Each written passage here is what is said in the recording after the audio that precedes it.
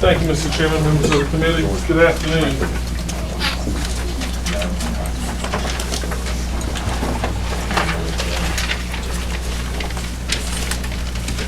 Mr. Chairman, this is Senate Bill 701.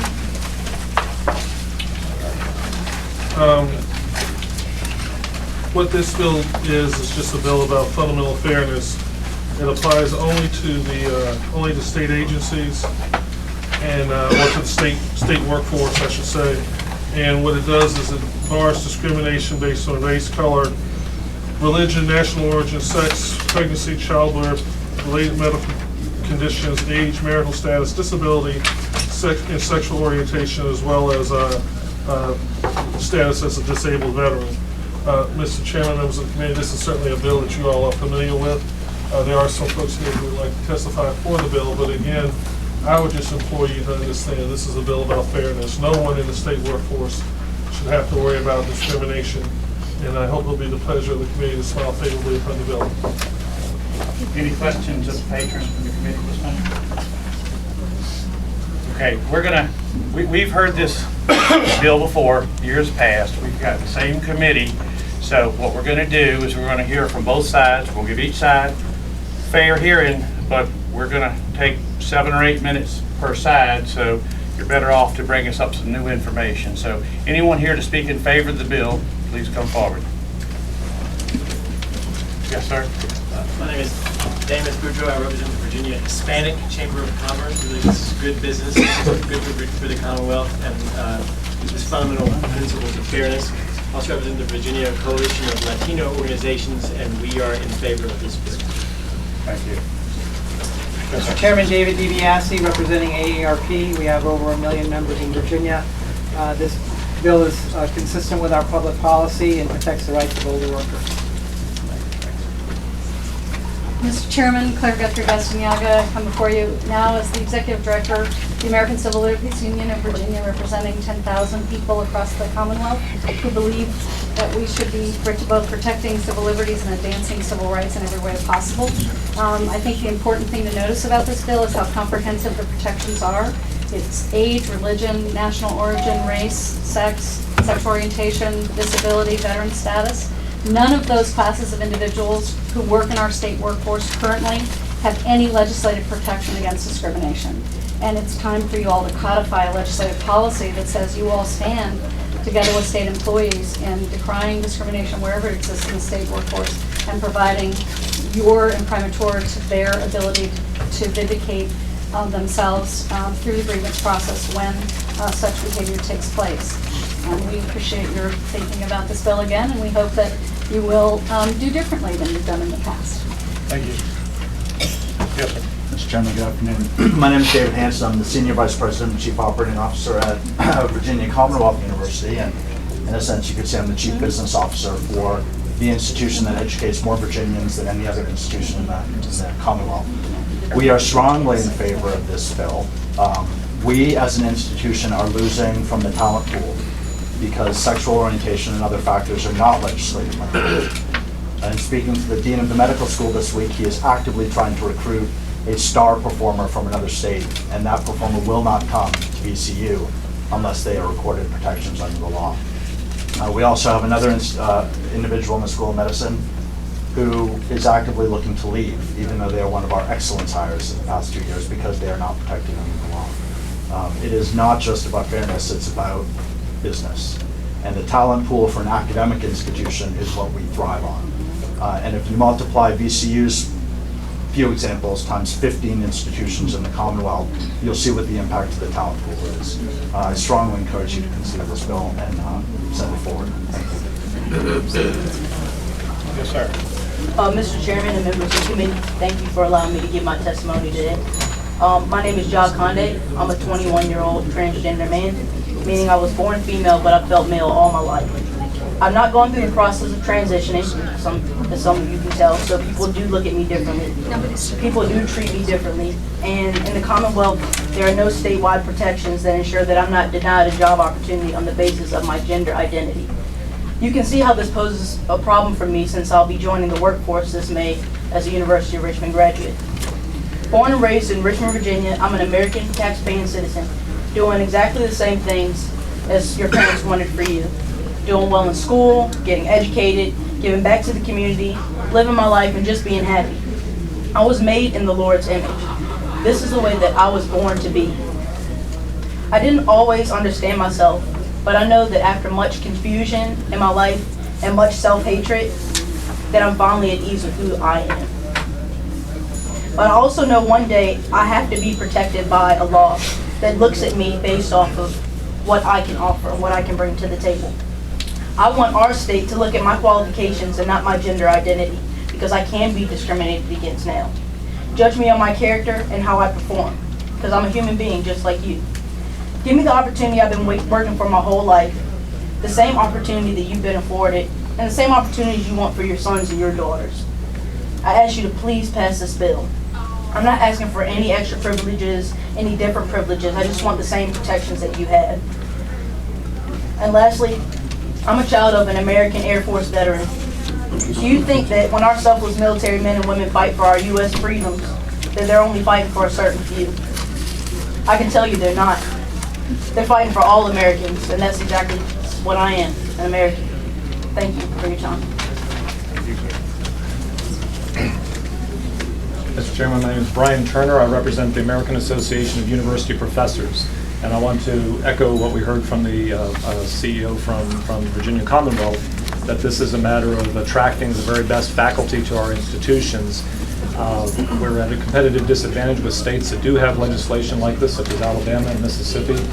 And I also want to emphasize that all faculty, regardless of their status in these protected categories, want to work at institutions that have these kinds of protections. So we're not just losing certain kinds of faculty. Many faculty ask when they come to Virginia, what sort of environment in Virginia do we have for non-discrimination? And when we tell them that we don't necessarily have those protections, we may be losing far more than just the handful of faculty mentioned by the VCU official.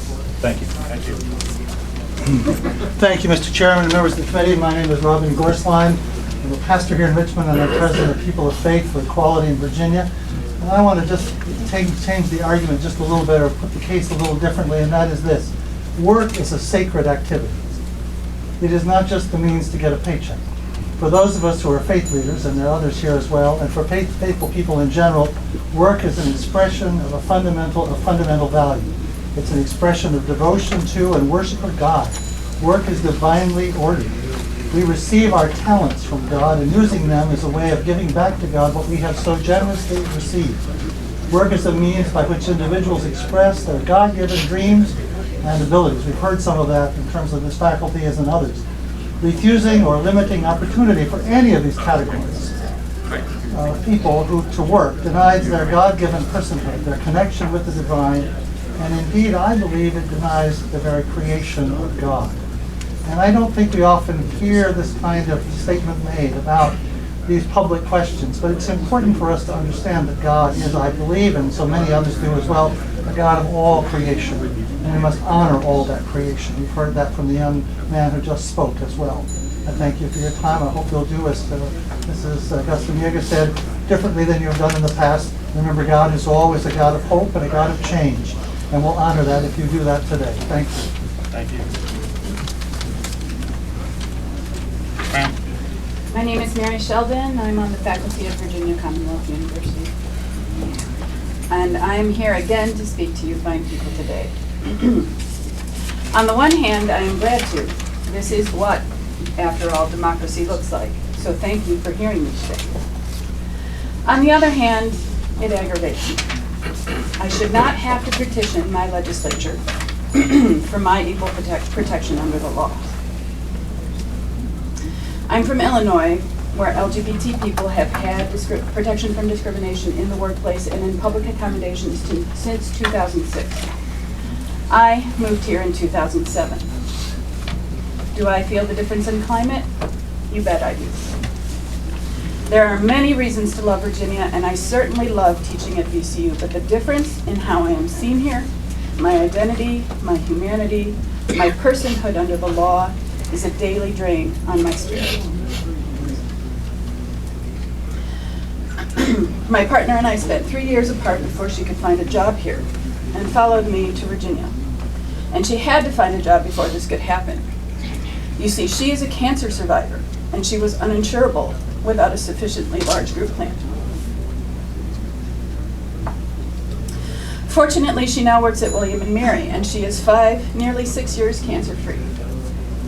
We each have insurance, but we worry. What if she were to relapse? What if she had to stop work? Without the ability to insure my partner, this would spell financial ruin for us. Would, not money. We are not particularly outspoken, but we do not hide who we are to one another. And in Virginia, it is astonishingly still legal to fire us simply for who we are to one another, for whom we have been to one another for 16 years. Valentine's Day is our anniversary. I wish we could celebrate it openly without fear of being fired for it.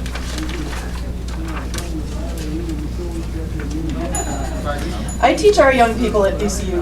I teach a research writing course. Unlike when I started teaching research 20 years ago, our young people walk into this course now ready to discuss LGBT rights. And let me tell you, they do not get it. They don't get why LGBT people aren't treated equally under the law. They don't get why their parents and grandparents haven't taken care of this already. They don't get you, my friends. I wonder what you will tell them. How you will explain this delay of justice. I am here to politely ask you for what, as a contributing tax-paying citizen of the U.S., should already be mine: equal protection under the law. Now is the time, friends. Now. Thank you for hearing me. We're getting pretty close on our time, so I see we have 2 more. Yes, sir. I'm Matt Pohl. I'm Assistant Dean of Undergraduate Admission at the College of William & Mary, and I moved to Williamsburg from New York City in August of 2011 to become Assistant Dean at the college. Naturally, many of my good friends in the Big Apple, successful in their own right, were bewildered that I would trade our fun and energy-infused existence for a new life in Virginia. I knew that moving to the Commonwealth, though, would mean an improved quality of life, new opportunities, and professional growth. I was faced with a choice that August: pursue an opportunity recruiting for a Fortune 500 company in New York, or take the job at William & Mary, shaping one of the nation's best public universities. I finally made my choice knowing that public service and higher education is and forever will be tied into who I am as an individual. But it wasn't as easy as it should have been. I arrived knowing that Virginia offered no statewide protections for its LGBT public and state employees. One can be fired simply because of how they identify rather than how they perform, which is antithetical in my mind as a private citizen to both good government and retaining top talent. As a taxpayer and as a citizen who cares for the hopes and dreams of Virginia residents seeking a world-class education, it is my hope that SB701 will become law. Thank you. Yes, sir. I'm Guy Kinman. I've lived in Richmond 53 years. I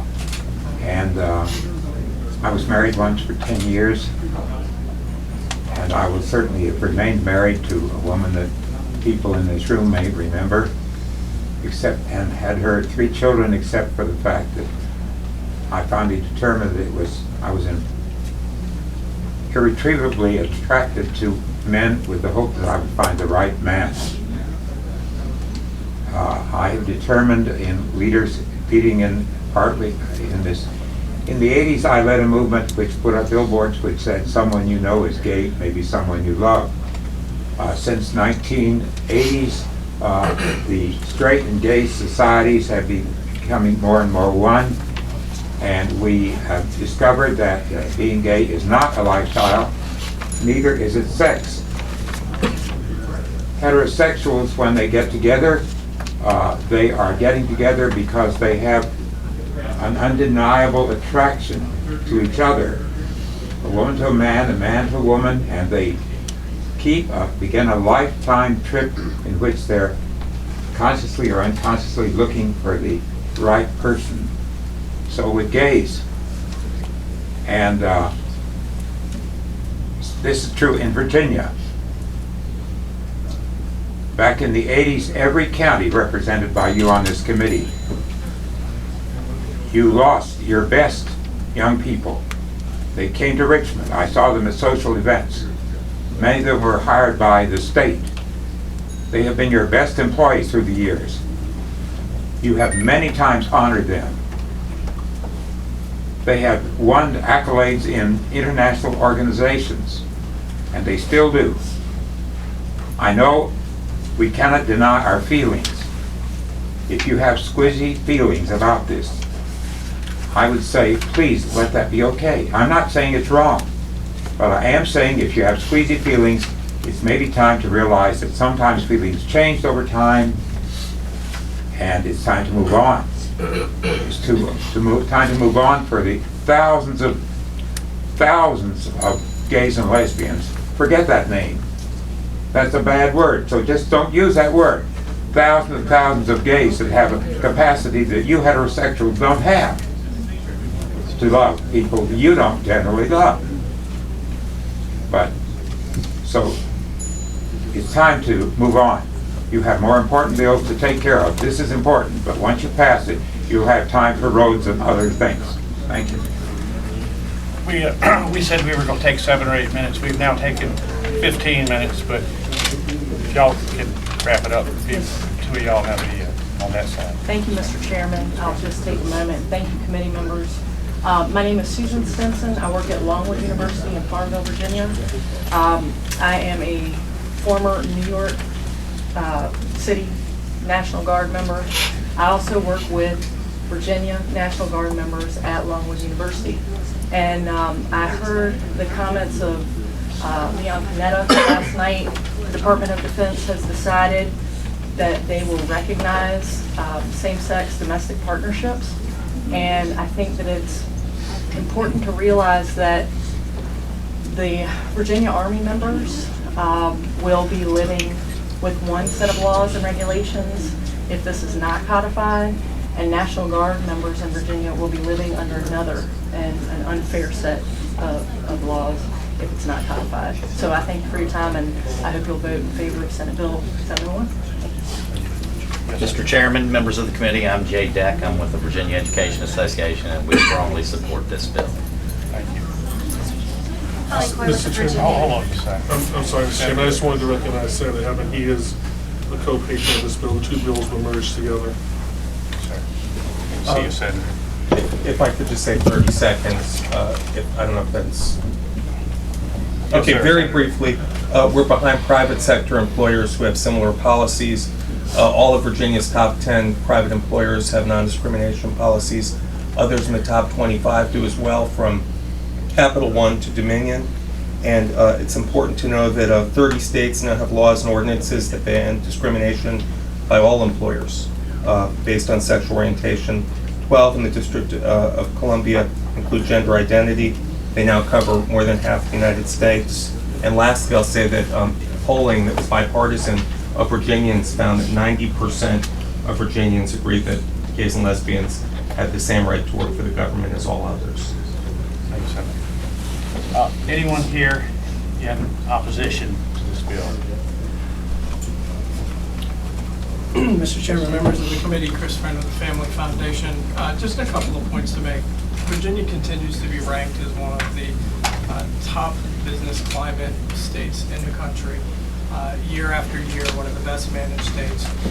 3 governors, including Governor McDonald, have issued either executive orders or executive statements saying that discrimination should not take place of any kind in state hiring.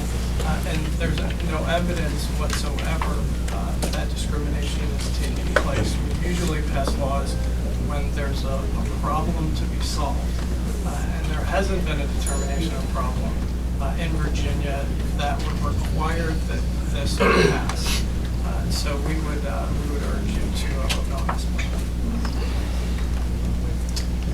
Eddie Gale, Virginia Assembly Independent Baptist. As we keep adding laundry lists, somebody's going to get left out. I think the protections are there. Protections are equal for everybody. And I believe that's what we need to continue to maintain, just as we have in our state. Anyone else opposition to the bill? Senator, would you like to wrap up? Mr. Chairman, members of the committee, first of all, thank you for the time that you have given to this bill. As Senator Edmonds said, we are behind our private sector counterparts in terms of the protections that we afford our state employees. It's just a matter of fairness. It's not an endorsement of a particular orientation or not. It's fundamental fairness, and I just pray that I'm able to get you all to see to that point. Virginians are a fair people. I believe our elected representatives ought to reflect that, and I hope you'll smile favorably and turn the bill. Thanks, Senator. Okay, we're going to close the public hearing portion of the discussion amongst the members. Mr. Chair, of course, as you recall, Mr. Chair, I used to chair this committee, and I've been on this committee for longer than I even know exactly how long. But I don't know if I started here or not, but if I did, it was 8 years. I've heard this bill several years in a row, and in fact, a few years ago, we heard testimony from the public, and among all the people who spoke, there was not a single example of someone who had been discriminated against in public employment. I challenged those in the room to bring forth an example. I was told that the following year there would be a line out the door of people with examples of having been discriminated against in public employment. There was not a single example that year of anyone who felt anything other than this abstract fear that we've heard testified to here today. I heard the gentlewoman claim that Virginia Commonwealth is this oppressive, VCU is this oppressive, intolerant environment. I dare say that's probably not true. The examples we've heard from, the folks we've heard from today actually reaffirmed that people are interested in coming to Virginia and engaging in careers here and are thriving in the process of engaging in those careers. And I think the many people who testified today about their roles in higher education demonstrate that there is no problem that this bill solves. And once again, we've heard from many people about this specter of oppression that really doesn't exist, because again, we have not a single example of anyone who's been discriminated against for this reason. Thank you, Mr. Chair. Any other members of the committee? Yeah, Mr. Chairman, I wanted to, I was going to say, folks who coming in here to testify, that my mind just started wandering quite over the years and some situations that I probably encountered. And I know my good friend over there talked about no one has proven, but I know there have been times that I've been discriminated against, but if I had to go to the courts to prove it, it was going to be difficult, because so often trying to prove discrimination is a very difficult thing to do.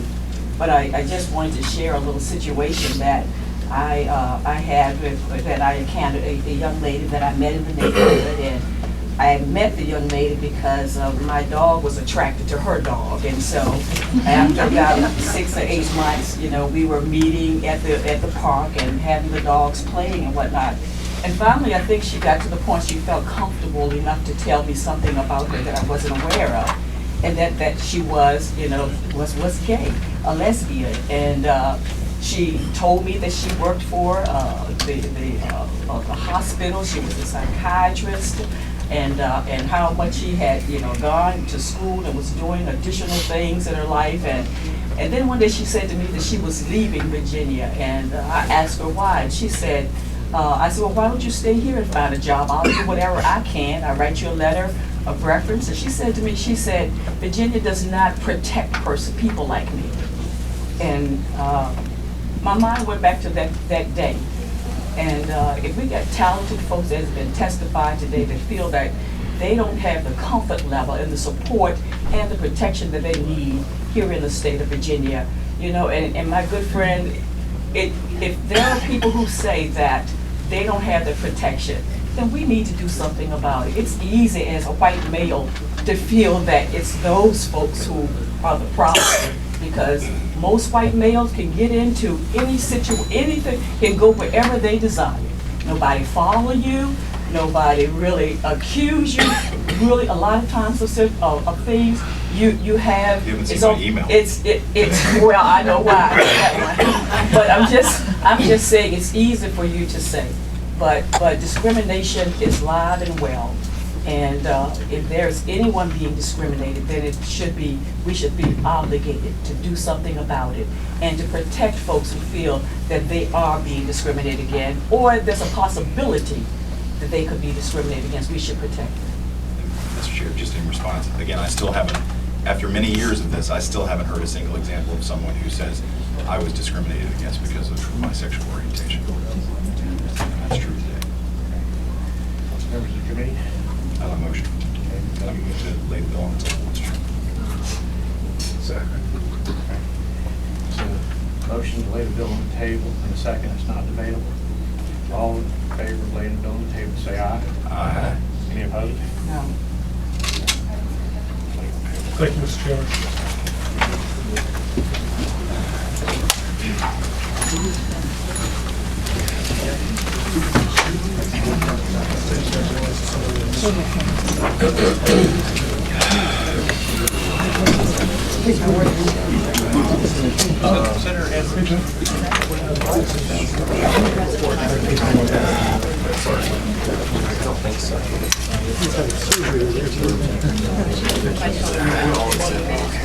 We'll come back to Senator